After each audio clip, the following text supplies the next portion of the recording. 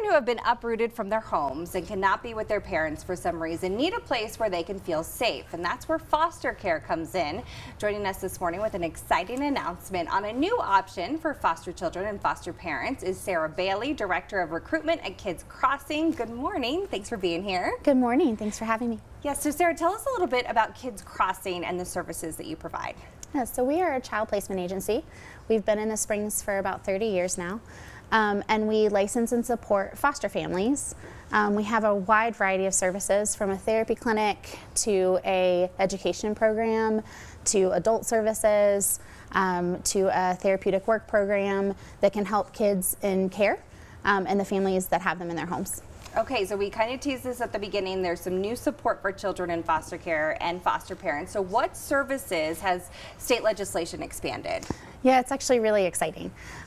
So in September, legislation changed to allow kinship families to get all the services that are provided for foster care.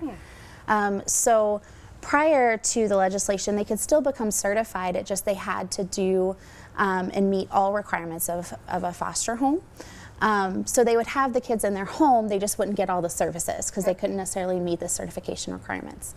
Now, some of those requirements have less barriers that prevent kinship families to help the kids in their home and get all the services and supports that are provided to foster families. So when you, what kinds of services are we talking about? And when you say kinship, you're talking like grandmas, grandpas, aunts, uncles, right? So yes, kinship also can just be anybody that knows or has a relationship with a child. Okay. So it could be a friend's parent, a friend of the youth's parents. It could be a coach, a teacher.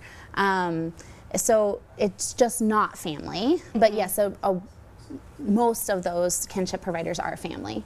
And services that foster parents receive are access to our education program, their access to therapeutic services, in-home services, so that can help with the behaviors the child's having as well as the family to navigate those behaviors. It's also financial support. Wow. So they can get some reimbursement to help care for that child. What do studies tell us about the impact of a child who is placed with relatives or a family friend versus a stranger? Yeah, so being placed with family is less traumatic for the child, right? Because they already have a relationship with that child.